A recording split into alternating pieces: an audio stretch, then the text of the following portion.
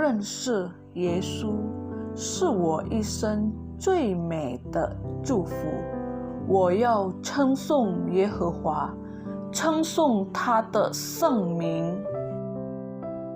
Mengenal Yesus adalah berkat terindah seumur hidupku. Aku mau memuji Tuhan, memuji namanya yang kudus.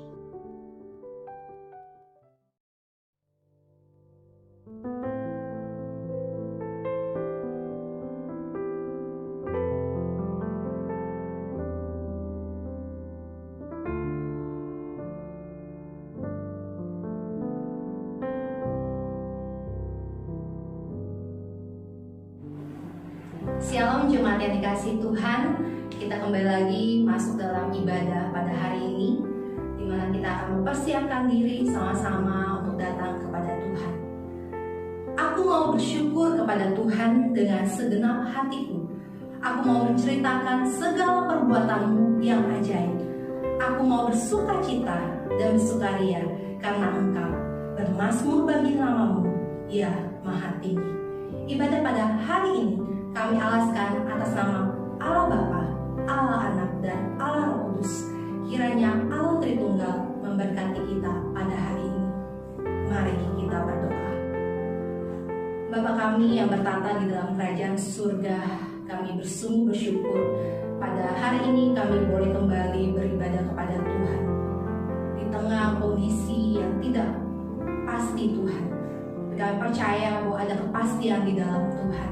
Kami bersyukur pada hari ini, biarlah Engkau yang boleh memimpin ibadah kami dari awal, pertengahan, hingga akhirnya. Kiranya nama Tuhan saja dipermuliakan. Berkatlah mereka yang melayani pada hari ini, dan firman Tuhan yang akan disampaikan, yaitu boleh memberkati setiap kami. Terpujilah Engkau Tuhan, hanya dalam nama Tuhan Yesus, Juru Selamat kami, hidup kami sudah berdoa. Amin. Shalom jemaat Tuhan yang terkasih. Selamat bergabung dalam ibadah online jemaat GGPHK. Segala puji syukur kita naikkan kepada Tuhan Allah yang telah memberikan anugerahnya kepada kita semua. Anugerahnya yang terbesar adalah penyertaannya dalam setiap langkah hidup kita. Mari kita naikkan syukur kepadanya.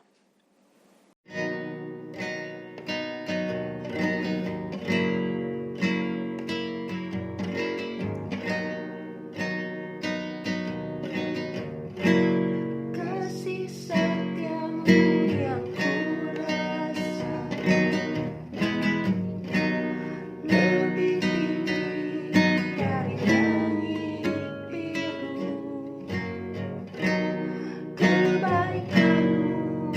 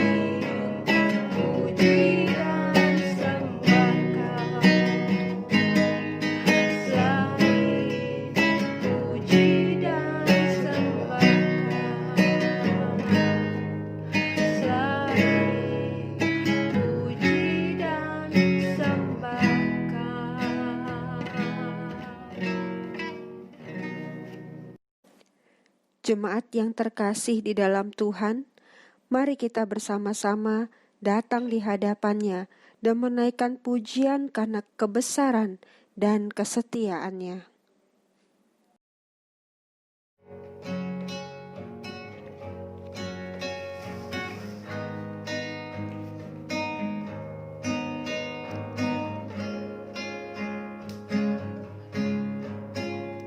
Tiada beban yang berat di dalam Tuhan, gunung yang amat tinggi dihalaukannya, badai hidup yang besar diredakannya, hati yang hancur luluh dihiburkannya. Jika Dia mengatur semua isi dunia, ku tahu Dia pun juga pimpin hidupku. Jika Dia mengatur semua jalan hidupku, ku tahu Dia pun juga pimpin hidupmu. Tiada beban yang berat di dalam Tuhan, gunung yang sangat tinggi dihalaukannya, badai hidup yang besar diredakannya, hati yang hancur luluh dihiburkannya. Jika Dia mengatur semua isi dunia,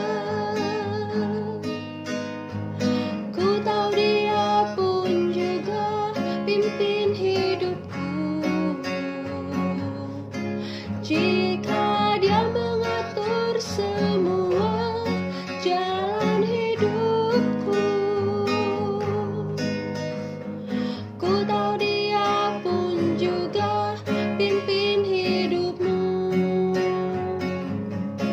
Jika Dia mengatur semua isi dunia, ku tahu Dia pun juga pimpin hidupku. Jika Dia mengatur semua jalan hidupku, ku tahu Dia pun juga pimpin hidupmu. Ku tahu Dia pun juga pimpin hidupmu. Mari jemaat Tuhan, kita menyiapkan hati dan pikiran kita untuk merenungkan firman Tuhan.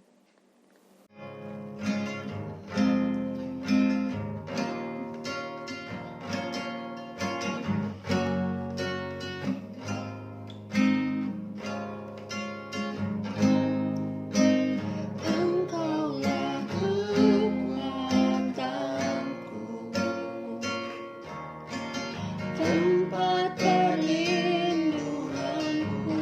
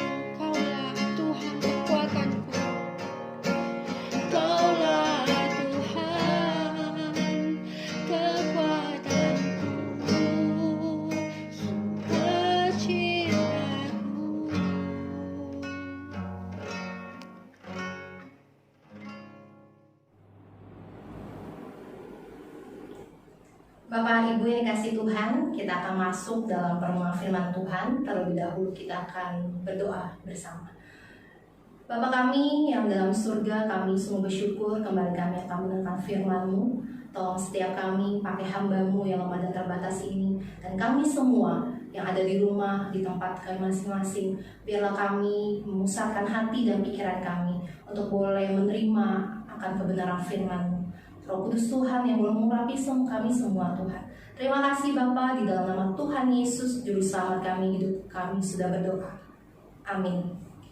Saudara yang kasih Tuhan, minggu ini kita dikejutkan, karena ada berita yang menjadi pembicaraan, yaitu mengenai kembalinya, khususnya di kota Jakarta, akan diadakan kembali PSBB total yang akan berlaku beberapa hari yang lalu, yaitu tanggal 14 September. Tentu sebagian dari kita merasa khawatir, apakah ini pertanda bahwa virus atau pandemi ini tidak akan berakhir? Banyak hal yang membuat kita semakin khawatir dan takut. Apalagi kita yang bekerja. Banyak mereka yang merasa bahwa harus kembali bekerja, mengalami juga pemotongan gaji. Tentunya itu menjadi satu kekhawatiran yang membuat kita tidak bisa menjalani hidup dengan sukacita. Banyak orang akan berupaya melakukan banyak hal untuk boleh bangkit dalam segala keterpurukan hidupnya. Khususnya mereka yang sudah berkeluarga, memikirkan bagaimana kondisi keluarganya, anak-anak mereka. Jika dengan kondisi ekonomi yang sedemikian, karena pandemi ini juga mempengaruhi ekonomi masyarakat.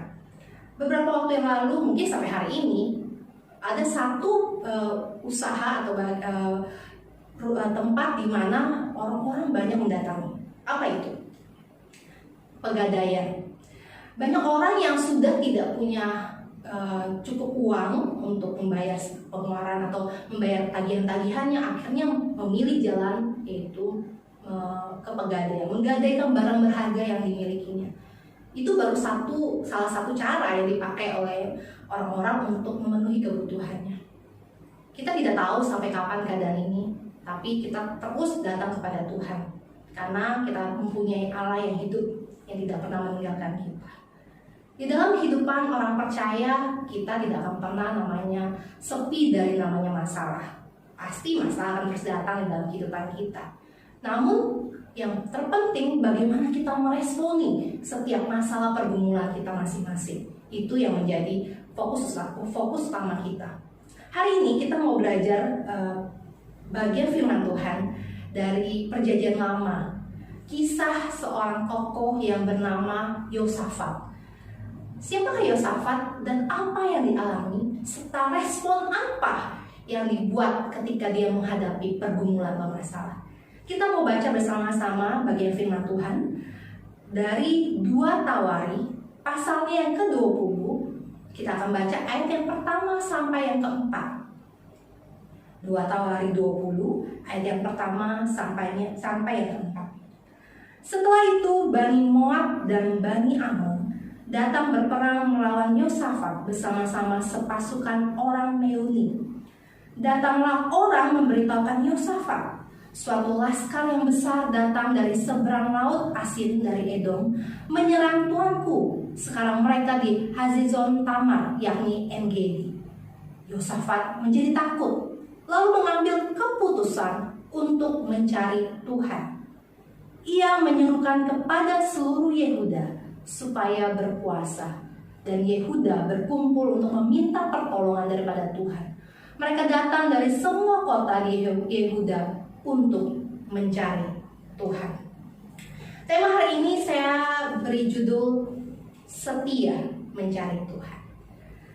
Ketika kita membaca bagian firman Tuhan ini, kita melihat kehidupan seorang yang bernama Yosafat. Mungkin sebagian dari kita kurang familiar atau kurang mengenal siapa itu Yosafat. Yosafat adalah seorang raja. Dia bisa dikatakan keturunan keempat. Kita tahu bersama sejak Salomo tidak taat kepada Tuhan, akhirnya Israel terbagi menjadi 2, yaitu utara dan selatan. Ya, Israel dan Yehuda. Dan Yehuda dipimpin oleh berbagai raja, dan salah satunya yang bernama Yosafat. Yosafat anak Asa. Ya, kalau kita mau lihat dalam 1 Raja-Raja 22 ayat 41 sampai 43, di situ diceritakan siapa itu Yosafat. Dia seorang raja dalam tahun keempat. Yosafat berumur 35 tahun ketika dia menjadi raja, dan menjabat menjadi raja selama 25 tahun, cukup lama. Dia memperoleh kedudukan sebagai raja karena ayahnya itu Asa adalah seorang raja. Bersyukur Yosafat memiliki ayah yang takut akan Tuhan, sehingga Yosafat pun menjadi pribadi yang takut akan Tuhan. Dengan kata lain, kita tahu bahwa banyak raja-raja Israel juga tidak takut kepada Tuhan. Mereka menyembah ilah lain. Tapi Yosafat adalah pribadi atau sekaligus raja yang takut akan Tuhan. Ini satu hal yang luar biasa di dalam kehidupan orang Israel atau orang Yehuda saat itu. Seorang dipimpin oleh seorang raja yang takut akan Tuhan. Tentu dengan keberadaan yang sedemikian, dia melihat masalah dengan cara pandang yang berbeda. Yang seperti yang telah kita baca di pasal 20 ini ayat yang pertama sampai 4, seterusnya sampai ayat selanjutnya, cukup panjang. Kita melihat apa sebenarnya yang terjadi di dalam kehidupan Raja Yosafat. Apa yang menarik yang bisa kita pelajari? Yosafat adalah manusia yang juga bisa takut. Siapa di dunia ini tidak pernah merasa takut? Pasti, mau orang kecil, orang besar, orang anak-anak, orang tua, orang kaya, orang miskin, semua punya ketakutan di dalam kehidupannya. Rasa takut memang adalah hal yang wajar. Semua orang manusia pada umumnya akan merasa takut ketika menghadapi bahaya, menghadapi masalah. Bahkan ada ketakutan yang mungkin sederhana, tapi itu mendarah daging sehingga dia tidak bisa keluar dari rasa takutnya. Sebagai seorang raja, bukan berarti dia tidak kebal atau kebal dengan namanya takut. Dia tentu punya rasa ketakutan. Takut yang dirasakan berbeda dengan rasa takut yang umumnya kita rasakan. Kenapa? Dia sebagai raja, dia harus memimpin satu bangsa yang besar, dan tentunya dia harus menghadapi serangan musuh. Seperti saat ini terjadi. Ketika Bani Moab dan Bani Ammon datang dikatakan dalam jumlah yang besar untuk menyerang. Bayangkan, dia yang mungkin sedang enak-enaknya duduk di singgasananya, mendapatkan berita bahwa akan ada musuh yang menyerang. Dikatakan pasukannya lebih besar dari yang mereka miliki. Secara manusia, siapa yang tidak takut? Jumlah pasukannya lebih banyak daripada pasukan saya. Dengan kata lain, ini seperti berita kematian yang semakin mendekat kepada dirinya. Ya, bukan saja harta benda yang tentunya akan dijarah oleh musuh, tapi rakyatnya akan menjadi tawanan. Itu konsekuensi ketika berperang. Apa yang terjadi? Apa yang dilakukan oleh Yosafat selanjutnya? Ini yang mau kita pelajari. Ketika Yosafat diliputi rasa takut. Di ayatnya ketiga dikatakan, Yosafat menjadi takut, lalu mengambil keputusan untuk mencari Tuhan. Luar biasa Bapak Ibu. Katakan bahwa dia sungguh-sungguh mencari Tuhan karena dia mengambil keputusan untuk mencari Tuhan. Bayangkan seorang raja, dia punya banyak prajurit, punya banyak panglima, banyak penasehat yang mungkin bisa memberitahukan dia apa yang harus dia lakukan. Dan dia sebagai raja pun dia sudah mungkin punya taktik karena sudah terbiasa untuk berperang. Tapi dikatakan ketika rasa takut meliputi dirinya, dia mengambil keputusan untuk mencari Tuhan. Dia tidak meminta bantuan kepada bawahannya, apalagi kepada dewa-dewa atau ilah lain. Banyak dari antara kita ketika menghadapi masalah, menghadapi pergumulan, siapa yang kita cari? Apa kita mencari bantuan dari orang-orang sekitar kita? Bahkan ada orang yang walaupun mengatasnamakan dirinya dia seorang Kristen, dia masih mencari bantuan dari orang pintar dan tanda kutip. Itu yang terjadi di zaman modern seperti ini. Banyak orang bisa ke dukun, orang pintar, orang yang bisa meramal untuk menyelesaikan masalahnya. Tapi Yosafat dikatakan dia mengambil dia sungguh-sungguh datang mencari Tuhan. Inilah yang harusnya dilakukan kita sebagai orang percaya. Saya teringat akan Matius 6 ayat 33, ayat yang begitu familiar bagi kita. Tetapi carilah dahulu kerajaan Allah dan kebenarannya, maka semuanya itu akan ditambahkan kepadamu. Kalau di versi firman Allah yang itu dikatakan, dan Ia akan memberikannya kepada kalian jika kalian mengutamakan Dia dan hidup menurut kehendak-Nya. Semakin jelas ya, bukan sekedar mencari, tapi dikatakan mengutamakan, menjadikan Tuhan prioritas yang kita andalkan. Benar Bapak Ibu, dalam keseharian kita merasakan, apalagi dalam kondisi seperti ini, manusia sangat terbatas untuk menolong kita. Bukan berarti orang-orang sekitar kita tidak mau menolong, mereka pun juga mungkin mengalami masalah, pergumulan. Tapi kita percaya kita punya Tuhan Allah yang begitu hebat, maha segalanya. Dia mampu melakukan segalanya. Ketika Yosafat dikatakan dia mencari Tuhan, karena dia sudah merasakan sendiri Tuhan selalu menolongnya. Dan dikatakan dia orang yang takut akan Tuhan. Takut bukan berarti dia tidak berani datang kepada Tuhan, tapi takut di sini begitu dia hormat, dia segan akan Tuhan di dalam hidupnya. Karena kita tahu siapa pribadi Tuhan kita. Kita dengan sungguh-sungguh boleh datang kepada Dia. Yosafat, seorang raja, dia mau mencari Tuhan. Kita manusia yang sama-sama diciptakan, juga kita harus melakukan hal yang sama. Sungguh-sungguh mencari Tuhan ketika engkau diperhadapkan dengan setiap masalah.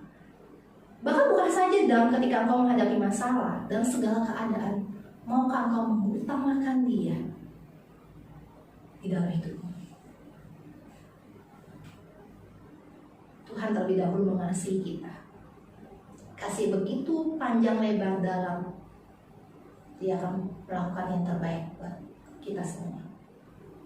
Hal yang pertama yang saya lihat dari apa yang kita dilakukan oleh Yosafat. Yang kedua,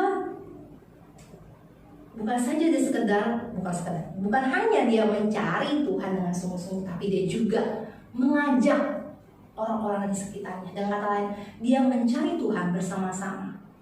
Di dalam ayatnya yang ketiga B dikatakan, ia menyuruhkan kepada seluruh Yehuda supaya berpuasa. Dan yang keempat, dan Yehuda berkumpul untuk meminta pertolongan daripada Tuhan. Saat itu Yosafat memerintahkan seluruh rakyatnya untuk berdoa dan berpuasa. Mereka berkumpul dan disitulah Yosafat pun mengucapkan doa di ayat yang ke-9. Bila sesuatu malapetaka menimpa kami, yakni pedang, penghukuman, penyakit sampah, atau kelaparan, kami akan berdiri di muka rumah ini di hadapanmu, karena namamu tinggal di dalam rumah ini. Dan kami akan berseru kepadamu di dalam kesesakan kami, sampai engkau mendengar dan menyelamatkan kami. Yosafat menyadari bahwa dia tidak bisa menghadang segala permasalahan, penyakit, pedang, dan segala macamnya. Tapi dia menyadari, dia mengetahui, dia memahami bahwa di mana ada orang-orang yang berseru kepada Tuhan, Tuhan hadir. Yosafat bukan orang yang single fighter, mau berjuang sendiri. Dia sadar begitu pentingnya orang-orang di sekelilingnya, termasuk rakyatnya. Begitu besar kuasa orang-orang yang sepakat. Kita dalam hidup ini diciptakan sebagai makhluk sosial. Kita nggak bisa hidup sendiri, Bapak Ibu. Siapa yang bisa mengatakan saya bisa hidup sendiri di dunia ini? Gak ada. Makanya Tuhan menempatkan kita dengan orang-orang yang tentunya punya peranan di dalam hidup kita. Di dalam keluarga, alangkah indahnya apabila orang tua, anak, saudara saling sepakat berdoa, bergumul atas permasalahan yang mereka hadapi. Di dalam gereja, hal yang sama. Ketika ada jemaat yang satu mengalami kesulitan, mengalami sakit penyakit, ada orang-orang seiman, saudara seiman yang mau mendukung dalam doa. Ketika bangsa ini mengalami begitu banyak permasalahan, adakah anak-anak Tuhan yang bersama-sama bergandengan tangan, berdoa, bahkan berpuasa untuk bangsa ini? Yosafat meyakini bahwa doa sepakat, doa bersama-sama itu menumbuhkan semangat, menumbuhkan kekuatan. Kita tahu Tuhan pasti akan menjawab doa kita seturut kehendaknya.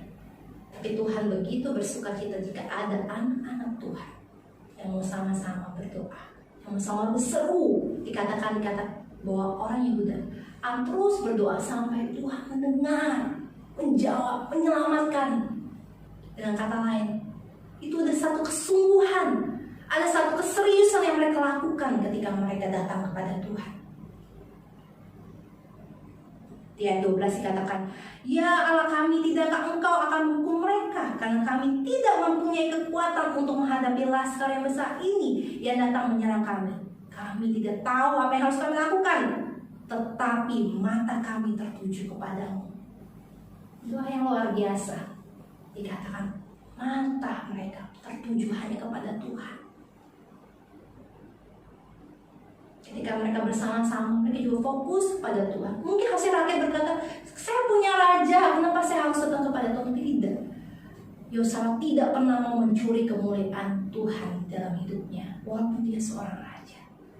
Tapi dia membawa bangsanya, rakyatnya, untuk datang kepada Tuhan.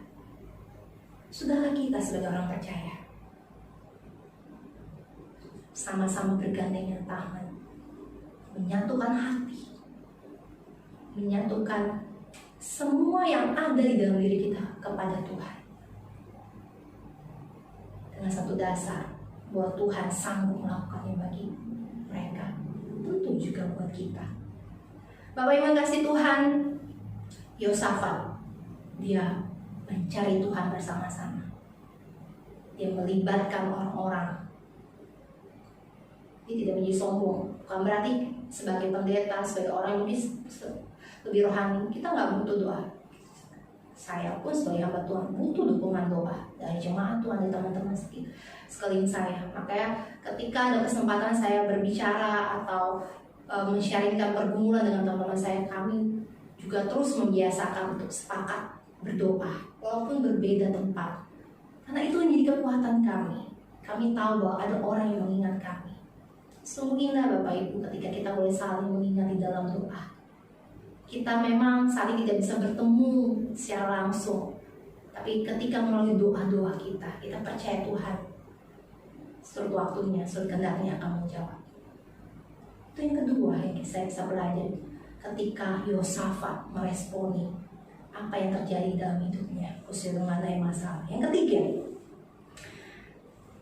Yosafat mencari Tuhan dengan disertai firman Tuhan. Mencari Tuhan disertai dengan firman Tuhan. Apa maksudnya?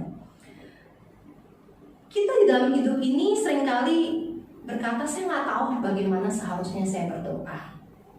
Saya bingung berkata-kata kepada Tuhan. Saya nggak tahu harus bicara apa sama Tuhan." Tapi bersyukur Tuhan memberikan kita Alkitab, memberikan kita firman Tuhan. Mungkin kita sering dengar, "Ayo belajar mungkin berdoa melalui doa Bapa kami." Itu pun tertulis dalam firman Tuhan. Atau banyak ayat-ayat di firman Tuhan di Alkitab ini yang mengandung janji. Kita belajar memperkatakan firman Tuhan.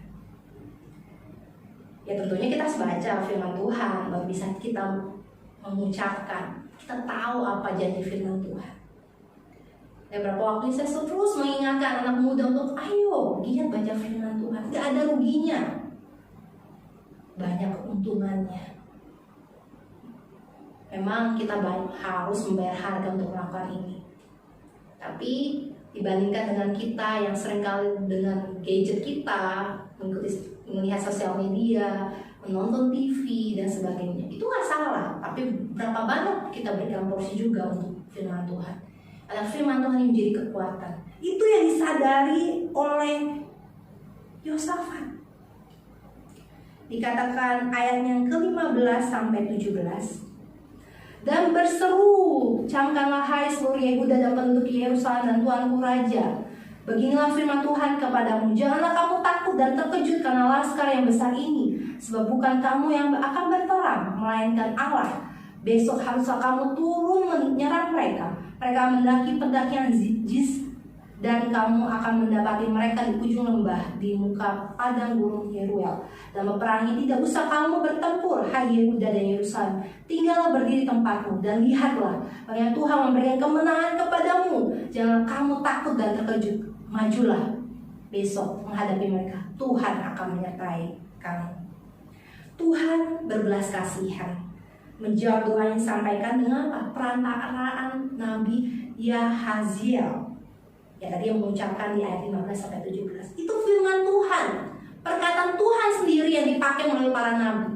Nah, kita tahu bersama ketika masa raja-raja banyak para nabi dipakai Tuhan untuk menyampaikan firman Allah. Konteks kita saat ini firman Allah adalah Alkitab kita. Banyak perkataan Allah sendiri. Firman Allah disampaikan kepada kita untuk meneguhkan, menguatkan kita. Ketika kita mencari Tuhan, kita melibatkan Tuhan di dalam segala pergumulan kita, dalam suka dan duka hidup kita. Kita perlu tuntunan firman Tuhan.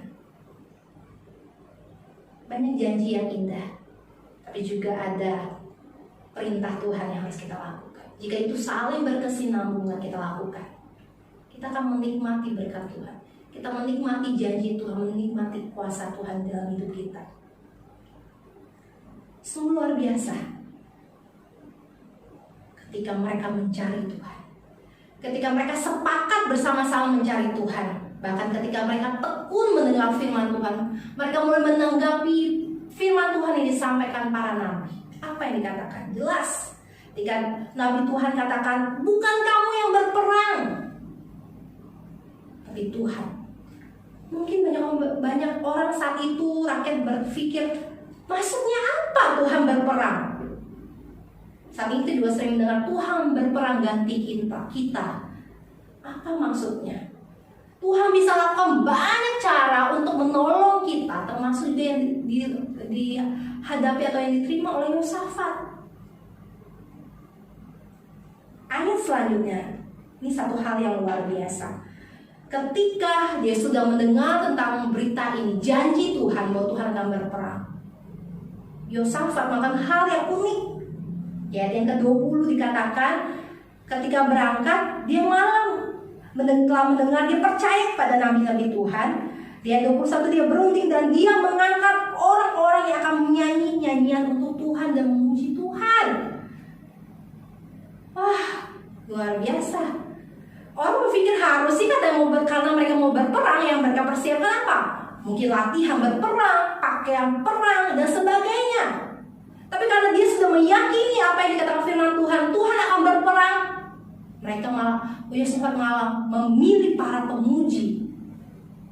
Mereka bernyanyi untuk Tuhan. Katakan, nyanyikanlah nyanyian syukur bagi Tuhan, bahwasanya untuk selama-lamanya kasih setianya. Di situ kita melihat bagaimana Yosafat mengagungkan Tuhan, bersyukur kepada Tuhan, dan dia memegang janji Tuhan. Karena benar apa yang dikatakan oleh Nabi Yahaziel kepada seluruh orang-orang Yehuda. Tuhan berperang. Dengan cara apa? Kita melihat di ayat-ayat selanjutnya dikatakan bahwa pasukan Moab, Amon, Meuni, dan kelompok pegunungan Seir diliputi kesalahpahaman atau bahasanya miskomunikasi. Sehingga apa? Mereka yang harusnya bersekutu untuk menyerang Yehuda, mereka salah paham. Akhirnya apa? Mereka saling menyerang dan saling membunuh. Mereka mati dengan sendirinya karena kesalahpahaman itu. Jadi ketika pasukan Yehuda setelah mereka memuji Tuhan, mereka datang ke tempat itu, yang ditemukan hanyalah bangkai manusia. Wah, luar biasa Tuhan. Mereka gak perlu berperang, karena meskipun mungkin mereka berperang, di atas kertas mereka sudah kalah karena jumlah mereka yang sedikit. Ketika mereka mencari Tuhan, sepakat, bahkan mereka taat akan atau mendengarkan firman Tuhan di dalam hidup mereka. Itu yang mereka dapatkan. Mereka dapat jawaban doa. Mereka dapat solusi atas masalah. Dan mereka lepas dari ketakutan. Seorang Yosafat, dia begitu takut akan Tuhan. Dan selalu setia mencari Tuhan. Di dalam keadaan senang sebagai raja, dia mencari Tuhan. Tentunya di dalam masalah, dia tidak pernah membiarkan sedikit pun mencuri kemuliaan dan bakatnya. Begitu sungguh-sungguh mencari Tuhan. Saat ini Bapak Ibu dikasih Tuhan, kita selalu butuh Tuhan di dalam hidup kita. Ini permasalahannya, apakah kita mau sungguh-sungguh mencari Tuhan? Sudahkah Tuhan menjadi Tuan atau Raja sepenuhnya di dalam hidup kita? Sekali lagi, manusia terbatas menolong, tapi Tuhan tidak terbatas. Bahkan yang tidak terfikirkan dengan cara yang ajaib dilakukan bagi kita semua. Mungkin di antara kita saat ini ketika menghadapi masalah, ada yang berkata, saya sudah mencari Tuhan, tapi sampai detik ini saya belum mendapatkan. Ingat, waktu Tuhan yang terbaik. Namun tidak jarang banyak di antara kita masih membiarkan ego kita, atau kita berpikir dengan cara kita, sehingga kita mencari orang lain, kita cari kekuatan lain dibandingkan kekuatan Tuhan. Walaupun saat ini ibadah dilakukan secara online, mungkin ada yang berkata, saya bisa nonton kapan saja. Tapi kalau kita katakan saya mau sungguh-sungguh cari Tuhan, kita tahu bersama hari Minggu, hari Sabat Tuhan, seberapa sibuk engkau, seberapa sulitnya hidupmu, berikan waktu untuk beribadah kepada Tuhan. Jangan biarkan waktumu habis dengan hal-hal yang lain. Dan biarlah Tuhan yang menguasai. Sehingga ketika engkau angkat tangan, Tuhan yang turun tangan, menolongmu, memberikan pertolongan tepat pada waktunya. Kiranya firman Tuhan hari mengingatkan kita semua, tetap setia mencari Tuhan sampai kapanpun, dan engkau akan menikmati kasih dan anugerahnya yang akan terus menolong, memberi kekuatan, sukacita untuk menjalani hari-hari yang tidak pasti, namun pasti dalam Tuhan. Amin. Mari kita berdoa. Bapa kami yang bertata dalam kerajaan surga, kami sungguh bersyukur biarlah waktu kesempatan ini kami boleh tenang, menenangkan hati pikiran kami, bahwa kami mau Tuhan, Engkau yang menolong setiap kami jadi pribadi-pribadi yang takut akan Tuhan, jadi pribadi yang setia mencari Tuhan. Karena kami sadar Tuhan, kami tidak bisa menghadapi segala situasi dunia ini sendiri Tuhan. Kami butuh Engkau. Tuhan, lembutkan hati yang keras. Biarlah mereka yang mungkin saat ini semakin jauh dari Engkau, Tuhan, tarik dengan kasih. Dan kami yang sudah sampai saat ini masih setia, terus tambahkan iman di dalam diri kami, sehingga kami terus boleh menikmati kasih dan anugerah-Mu di dalam hidup kami. Hamba-Mu berhenti berbicara, tapi kami yakin ada Roh Kudus Tuhan yang akan menolong setiap kami. Ini doa kami Tuhan, di dalam nama Tuhan Yesus, Juru Selamat kami, hidup kami sudah berdoa. Amin. Mari kita berdoa.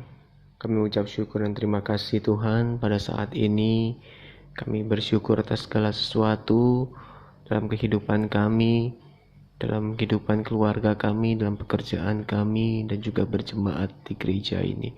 Kami bersyukur dan terima kasih Tuhan. Saat ini kami akan menaikkan doa syafaat kami.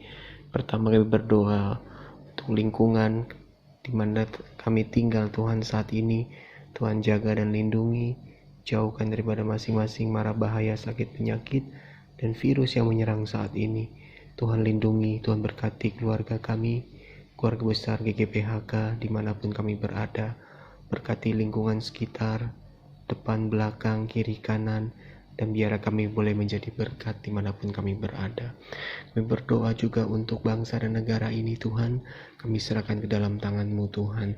Kami berdoa untuk pemimpin bangsa ini, berikan hikmat dan bijaksana untuk mengatasi permasalahan kesehatan dan permasalahan ekonomi di bangsa ini saat ini Tuhan. Berkati Presiden, Wakil Presiden, para pembantu, para menteri, juga anggota Dewan, DPR, MPR, DPD, Tuhan berkati. Para gubernur, bupati, dan juga wali kota, Tuhan berkati. Berikan mereka hikmat kebijaksanaan untuk tetap bersatu padu, memerangi masalah kesehatan yang melanda Indonesia saat ini, dan juga masalah ekonomi yang melanda saat ini. Terima kasih Tuhan. Berdoa juga untuk jemaat HK saat ini yang usia lanjut, Tuhan berkati. Tuhan jaga dan lindungi, berikan sukacita, dan masih bekerja, Tuhan berkati. Yang mencari pekerjaan, Tuhan berkati. Yang berusaha, Tuhan berkati. Bahkan yang masih studi saat ini, Tuhan secara online, Tuhan berkati. Berikan hikmat bijaksana supaya dengan studi yang model baru ini, online ini, kami semua dapat beradaptasi. Terima kasih Tuhan. Serahkan semua dalam tangan Tuhan, pelayanan di tempat ini. Berdoa juga kiranya untuk pos PI kami yang ada di Pontianak, yang ada di Wajok, Tuhan berkati dan berikan hikmat kepada mereka agar mereka tetap setia, sukacita menjalani pelayanan ini walaupun banyak tantangan di depan. Terima kasih Tuhan, serahkan semua dalam tangan Tuhan. Hanya di dalam nama Tuhan Yesus Kristus kami telah berdoa dan mengucap syukur. Haleluya, amin. Mari kita tutup doa syafaat kita dengan doa Bapa kami. Bapa kami yang di surga, dikuduskanlah namamu, datanglah kerajaanmu, jadilah kehendak-Mu di bumi seperti di surga. Berikanlah kami pada hari ini makanan kami yang secukupnya, dan ampunilah kami akan kesalahan kami, seperti kami juga mengampuni orang yang bersalah kepada kami. Dan janganlah membawa kami ke dalam pencobaan, tetapi lepaskanlah kami daripada yang jahat, karena Engkaulah yang mempunyai kerajaan dan kuasa dan kemuliaan sampai selama-lamanya. Amin. Mari Bapak, Ibu, dan Saudara sekalian, kita ikrarkan pengakuan iman rasuli. Aku percaya kepada Allah, Bapa yang Maha Kuasa, Khalik langit dan bumi, dan kepada Yesus Kristus anaknya yang tunggal Tuhan kita, yang dikandung daripada Roh Kudus, lahir dari anak darah Maria, yang menderita sengsara di bawah pemerintahan Pontius Pilatus, disalibkan, mati dan dikuburkan, turun ke dalam kerajaan maut. Pada hari yang ketiga, bangkit pula dari antara orang mati, naik ke surga, duduk di sebelah kanan Allah, Bapa yang Maha Kuasa, dan dari sana Ia akan datang untuk menghakimi orang yang hidup dan yang mati. Aku percaya kepada Roh Kudus, gereja yang kudus dan am, persekutuan orang kudus, pengampunan dosa, kebangkitan orang mati, dan hidup yang kekal. Amin. 親愛的客家教會眾弟兄姊妹們平安。今日是個第二嚟讀使徒信經。我信上帝全能的父，創造天地的主。我信我主也是基督，上帝的獨生子，因聖靈感孕，如同真母瑪利亞所生，在本丟彼拉多手下受難，被當於十字架，受死埋葬，扛在陰間，第三天從死人中復活升天，坐在全能父上帝的右邊，將來必從那裡降臨，審判活人死人。我信聖靈，我信信義公的教會，我信信徒相同，我信罪的赦免，我信身体复活，我信永生。Amin. Jemaat yang terkasih di dalam Tuhan, kiranya ibadah online kita pada siang hari ini boleh menyenangkan hati Tuhan dan memberikan kekuatan serta berkat bagi kita semua. Mari kita tutup ibadah pada hari ini dengan mengangkat satu pujian.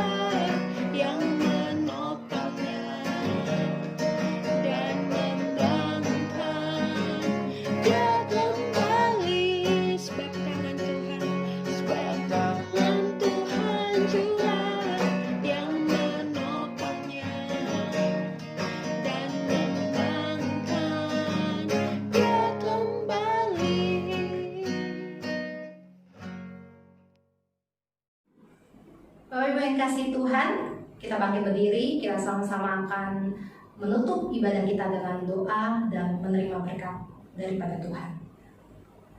Bapa kami yang bertata di dalam kerajaan surga, kami sungguh bersyukur buat hari ini di mana kami masih boleh kembali beribadah kepada Tuhan.